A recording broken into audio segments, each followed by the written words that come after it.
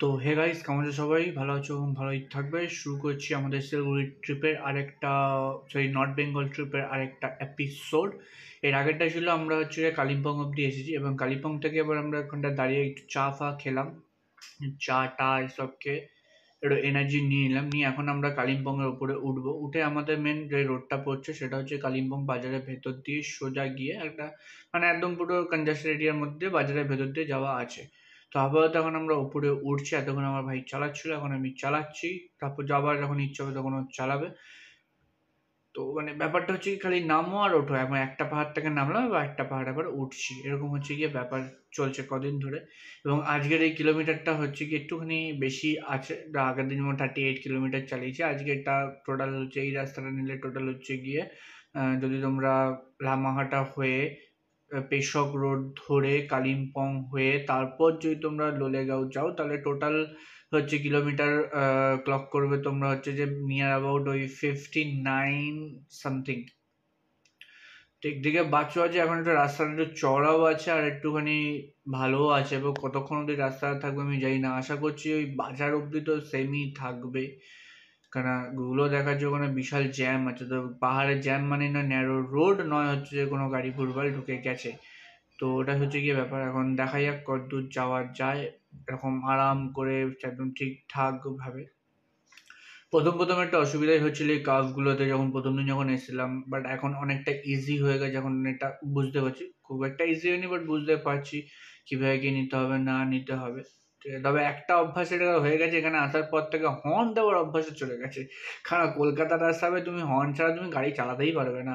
আর এখানে আসার পর থেকে হর্ন দেওয়ার অভ্যাসটা অনেকটাই কমে গেছে। এবার জানি না কলকাতায় গিয়ে আবার এই অভ্যাসটা যদি থেকেই যায় তাহলে খুবই অসুবিধা হবে, কারণ তো হর্ন ছাড়া চলতেই পারবে না, খুব পাক দিয়ে যে যেখান থেকে পারবে ঢুকিয়ে দেবে। এই আর গাড়ি চালিয়ে সত্যিই খুব শান্তি লাগছে, কারণ দেখো খারাপ রাস্তা আছে, ন্যারো রোড, সমস্ত কিছু ঠিক আছে, বাট গাড়ি চালিয়ে যেখানে যে শান্তিটা পাচ্ছি, ও অসম লেভেলের শান্তি। মানে না অত হংকিং করতে হচ্ছে, না কেউ পুক পাক ঢুকিয়ে দিচ্ছে, না কিছু করছে। সত্যিই খুব ভালো লাগছে গাড়িটা চালিয়ে, একদম সেরা লাগছে, সেরা। এই সামনে আপাতত ট্রাক চলে এসেছে, ট্রাকটাকে আস্তে করে সাইড কাটিয়ে বেরিয়ে যাবো। তো যাই হোক, মাঝখানে আর ভিডিও করিনি, কারণ কনজাস্টেড রোড যেটা বলছিলাম সেটা চলে এসেছিল, বাজারে প্রচণ্ড ভিড় ছিল, তো তার জন্য করা হয়ে ওঠেনি। সেই ভালো রাস্তা ছেড়ে এখন আমরা খারাপ রাস্তায় চলে এসেছি। ঠিক আছে, আমাদের কপালে বেশিক্ষণ ভালো রাস্তা লেখা নেই, আবার খারাপ রাস্তা প্লাস হচ্ছে গিয়ে প্রচণ্ড ঢাল। মানে সেই কালিম্পং তো উঠলাম বাজার অব্দি, ওখান থেকে তারপর যত শুরু হচ্ছে সব হচ্ছে নিচে নামছি, আর রাস্তার হালাত দেখতেই পাচ্ছ। মানে হচ্ছে গিয়ে পিচ তো আছেই, এর আগে ছিল তো ঢালাইয়ের রাস্তা ছিল, ওখানে আরো খারাপ ছিল আর প্রচন্ড ন্যারো ছিল রোডটা।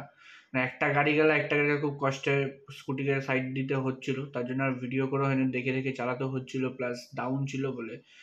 আর হচ্ছে গিয়ে এই রাস্তাটাও এরকম আছে, কতক্ষণ অবধি থাকবে এটা আমি বলতে পারবো না, জানি না কতক্ষণ অবধি থাকছে। বাট এই রাস্তায় এসে এতদিনে আমার মানে মিরিক হয়ে গেছিলাম, তখনও পোদ ব্যথা হয়নি, হাত ব্যথা হয়নি, বাট এটাতে ভাই পোদ হাত সবই, শোল্ডার সবই ব্যথা করছে, মানে এতটা রাস্তাটা খারাপ। বেসিক্যালি স্কুটির জন্য অসুবিধা হচ্ছে, স্কুটিটা না থাকলে বাইক থাকলে এখানে ইজি ভাবে বেরিয়ে যেতে পারতাম, কোনো অসুবিধা হতো না। আর মোড়গুলোতে তো এরকম পুরো বালি ছড়িয়ে আছে, নামছো প্লাস বালিও পাচ্ছ না। আমার হচ্ছে নামছো, একটা তো ঢাল আছেই, সেখানে ঢাল আছে, ঢালে আবার কার্ভ টানও আছে, এবং টানের ওখানে আবার এরকম বালি ছড়িয়ে আছে।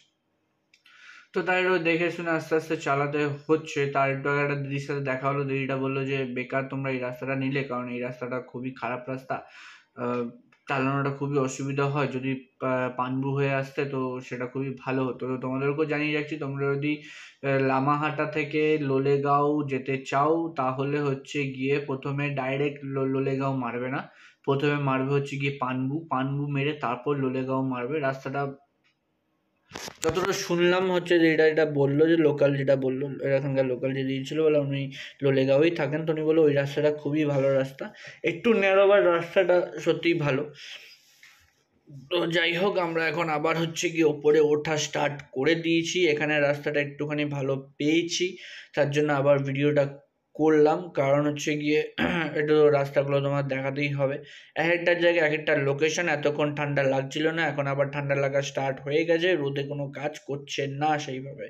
এখনো আমাদের মোটামুটি এখান থেকে 10-12 কিলোমিটার দূর আছে হচ্ছে গিয়ে লোলেগাঁও, যে আমাদের যে হোমস্টে সেটা।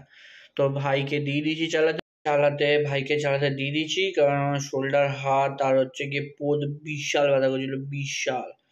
এখন ভাই চালাচ্ছে। লোকেশনটা আস্তে আস্তে আস্তে আস্তে একটু চারিদিকে লোকেশনটা খুব ভালো হচ্ছে, কারণ উপরে উঠছি, উপরে উঠলে ভাই ওপর থেকে ভিউটা সেরাই লাগে। এতক্ষণ নিচে ছিলাম আর চারিদিকে নিচে নামছিলাম ডাউনে, তো সেক্ষেত্রে সেরকম ভিউটা পাইনি। এখন আস্তে আস্তে ওপর দিকে উঠবো তো ভিউটাও সেরকম পাবো। তো মাঝে আর ভিডিও করা হয়নি, কারণ ফোনের চার্জটাও শেষ হয়ে গেছিলো। রাস্তাটা আবারও খুব খারাপ চলে এসেছে, পর রাস্তার ভিডিওটা শর্টসে দেখে নেবে। তো হচ্ছে কি, এটা হচ্ছে আমাদের আজকে হোমস্টে, পুরো একদম মেঘে ঢাকা হোমস্টে। আমরা এসে পৌঁছলাম জাস্ট 5 মিনিট হলো, এসে ফ্রেশ হয়ে বললাম ভিডিওটা করিনি, কারণ রুমটা অগোছালো হওয়ার থেকে ভিডিওটা করে নেওয়াটা বেটার। এটা হচ্ছে তোমার হচ্ছে যে বাইরে হচ্ছে যে আড্ডা মারার জায়গা, চারিদিকে ফুল গাছ লাগানো। আর এই সোজা দেখতে পাচ্ছ নিচের ঘরটা হচ্ছে কি আজকে আমাদের থাকার ঘর। ঘরটা খুবই সুন্দর, পুরো কাঠের ঘর, এক্ষুনি দেখে দিচ্ছি। এখানে ছোট ছোট এরকম পাপিজ আছে কিছু, হেভি দেখতে, হেভি কিউট। তো এইটা হচ্ছে কি আজকে আমাদের থাকার ঘর। খোল। এই এটা হচ্ছে আমাদের বেড, পুরো কাঠের। বেডটাও কাঠের কি বলছি, বেডটা তো কাঠেরই হবে। যাই হোক, এখানে গরম জলের জন্য কেটলি, ইলেকট্রিক কেটলি দেওয়া আছে। আর এটা হচ্ছে আমাদের বাথরুম। তো যাই হোক, ভিডিওটা ভালো লাগলে লাইক করো, শেয়ার করো, চ্যানেলটা সাবস্ক্রাইব করতে ভুলো না। দেখা হচ্ছে পরে।